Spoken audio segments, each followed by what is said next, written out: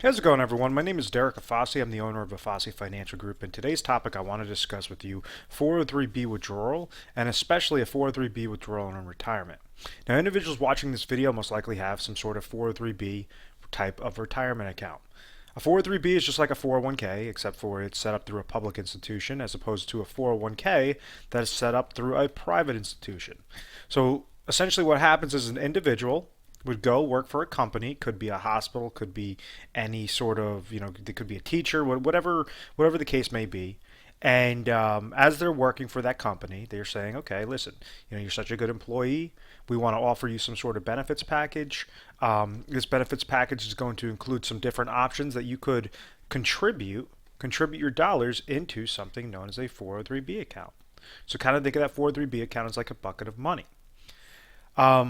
Every single year that you're working, you could place more and more dollars into a 403B account. And the combination of the dollars that you place in there and however well the market does based upon the mutual funds that are inside that account equals how large or how small that bucket is at the end of the day, at the end of the year. So individuals that have been contributing to a 403B account have been doing this for a long time, especially when they're looking to eventually take this for retirement. Now, there's some sort of restrictions when looking to withdraw this money, okay? There's something known as a 59.5 rule. So this individual has to be over the age of 59.5 before they could start taking distributions from this 403B account because it's deemed a qualified retirement account, okay? Now, the most important aspect, and this is where a lot of people fall victim to a reverse dollar cost averaging effect, they fall victim to outliving their money, is they do not know how to properly withdraw that 403B monies. And it's all based upon the goals. What exactly is the purpose of this 403B account? So the individual that either left an employer and they have an old 403B account, you could do something known as a rollover, where now you have more control over this. You could roll over the 403B, that existing 403B, into an IRA account, so you're not getting taxed when you're doing that rollover, as opposed to taking the 403B, throwing it into your checking account, and then you're going to get hit with a 10% penalty tax and also full taxation. So we want to make sure that you're doing this the correct way. Now, for that individual that had that was with that old employer, now has access to that 403B account, that rollover, you could, when performing a rollover, you could make sure that this rollover in this IRA is specific to a certain amount of goals. What do I mean by that? Well, some individuals say, listen, I might be in my 40s, I might be in my early 50s, I'm not 59 and a half yet, so I just want to basically roll this money over into a bucket that cannot go down. If the market crashes, I want to make sure that I have a floor of at least 0%. If the market goes up, then I'm going to be receiving gains into that bucket. Because right now what happens is individuals, they'll go contribute all their money into a 403B account. This 403B account will be growing, and then out of nowhere, if the market wants to take a reset or take a dip, or you have constant volatility, your money, your retirement, your entire savings are now going down the tubes. And it doesn't just go down due to the downward market loss in that given year, but it also goes down between the downward market loss, the mutual fund related fees, and the administrative fees regarding that 403B account.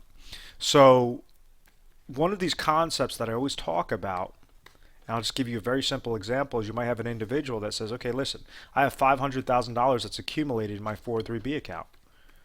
I'm currently age 62 and I'm looking to pull out money at age 65. So this individual leaves this money into the 403B account. They still decide to keep working. Every single year that they leave their money into that 403B account, most likely it's tied to some sort of mutual funds, so you're going to have a mutual fund related fee in there. Typically that mutual fund related fee is going to be about 1%. On top of it, if you utilize a financial advisor, a wealth accumulation specialist, to quote unquote monitor this account, then they're going to charge you some sort of advisor fee, also known as a wrap fee. That's on the low end. On the extreme low end, it's going to be 1%. Most likely it's going to be higher. But for hypothetical purpose, let's just say it's 1%. Now, let's say the market's doing well, and all of a sudden the market crashes. In 2008, the market lost an average of 57%.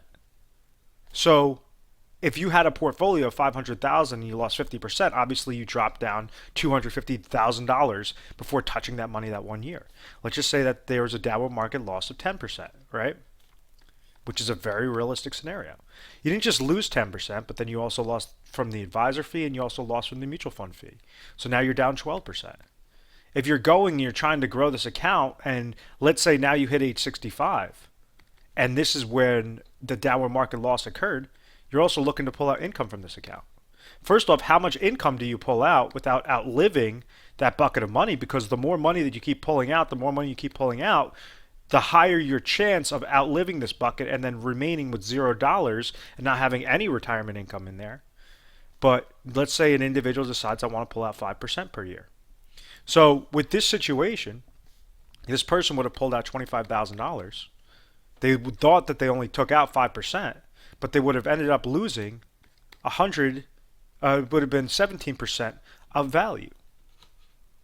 Also equivalent to $85,000 that 1 year. That person would have taken out $25,000, but they would have lost $85,000 in that portfolio, making this $500,000 go down deeper and deeper and deeper. So what's their ways on how you could just accumulate this safely, making sure that you're not paying any mutual fund related fees, making sure you're not paying any advisor fees, and then your downward market loss, anytime the market goes down, you receive 0%. Anytime the market goes up, you receive upward market movements into that account. You know, you have some contracts that might give you like a cap of 10%, meaning if the market gains 12%, well, then you're going to get capped at 10%, and then 10% is going to be credited into your account. If the market loses 12% the next year, well, then you have that floor of 0%. So you're allowing it to have that safe, consistent growth year by year by year. This last component is income. There's a big question mark in income, and you could look at different financial publications, different advice that wealth accumulation specialists give their clients, and they say you're going to stumble across something known as the prudent man's rule. And what this says is there's about a 90% chance that if you pull out 4% of a portfolio, of a conservative to moderate portfolio, there should be about a 90% chance that you're not going to outlive your money.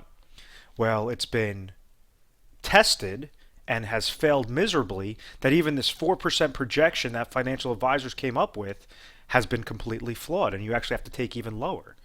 The different strategies that we try to show you guys is we work hand in hand with 403b accounts, we work with 401k accounts, specifically with the rollovers. And what we do is when you call in our 1-800 number, you say, I want to speak to a 403b specialist. I was thinking about possibly doing some withdrawals or doing some sort of retirement income plan. So what we do is when calling in, we will ask you a slew of questions, and we're going to try to get your brain thinking. We're going to say, hey, listen, what exactly are your goals? What to the decimal point are your goals? And we're going to ask you that in a variation of different ways. Now from there, based upon what that analysis is, you might be better off doing exactly what you're doing, staying exactly put with your 403b account, doing exactly the planning that you're doing, or there may be some gaps. Majority of individuals that call us up, we're able to uncover some sort of gap. With that gap, that doesn't mean if you have $500,000 that's in a 403b account and you have a need that's only going to suffice using $150,000 of it, then you only want to use $150,000 for that need. You do not want to use the full 500. The more liquid cash you could give yourself, and the less of placing money into some sort of contractual guaranteed financial product, the better situation that you'll be. Because when a company gives individuals a guarantee, such as if you do a rollover from like a 403b to an IRA account, but we go and we place some guarantees on it, maybe you're going to have something that will give you that indexing strategy. Maybe we're going to give you something that will give you lifetime income of about 5% or 5.5% whenever you're looking to pull out lifetime income for retirement. Well, if we understand that we can match this up and we could do it on a proper way, there's certain restrictions. Because a company is going to give you certain guarantees, they want to have something on the opposite end of the spectrum. They need to have some sort of leverage themselves, and you are trying to leverage the company. So this is what we try to do. We try to make sure that we're matching it up precisely. Now, this doesn't mean, okay, you go up the street and, we feel great about this one company and this one company only. You want to see every single option, every single variable specific to your age, specific to your retirement goal, so that you could have pure confidence that you are leveraging the best possible strategies and contracts out there to produce the most optimal result. we set up a process if you are one of those individuals that say, okay, yes, we did uncover a gap. Okay, what are some of the strategies? What are some of the product lines in there? We go through a process known as the Retire Sharp planning system. And what happens is it goes through over 300 plus different contracts in your specific state, multiple strategies. On average, we go through over 1,200 scenarios per individual that calls in our office. The reason why we do that is that we have pure confidence that we are giving you the best possible recommendation. So we might say, okay, we have a recommendation A, B, C. A is good because of these pros, these cons. B is good because of these pros, these cons. C is good because of these pros, these cons. And then we help you distinguish which one would be most beneficial for you. But we're not playing this guessing game. We are an independent agency, meaning we can leverage all the different companies, all the different strategies, all the different contracts out there. And with our Retire Sharp planning system, it is proprietary. Our strategies are proprietary. Nobody else throughout the nation has these strategies. And this is why we have so much national recognition. We are A+ rated on the Better Business Bureau. We've never had any complaints. We've always had very good reviews, and it's because of this methodical process. At any point in time, if you feel interested in basically giving us a call, we are available 24 hours a day, 7 days a week. We implemented that about, I want to say 9 to 10 months ago, to make sure that we could handle all the volume on a national basis. Once again, my name is Derek Afasi. I'm the owner of Afasi Financial Group. Please make sure to subscribe to our YouTube channel, Retire Sharp, so you can have the most updated videos. Thanks, guys.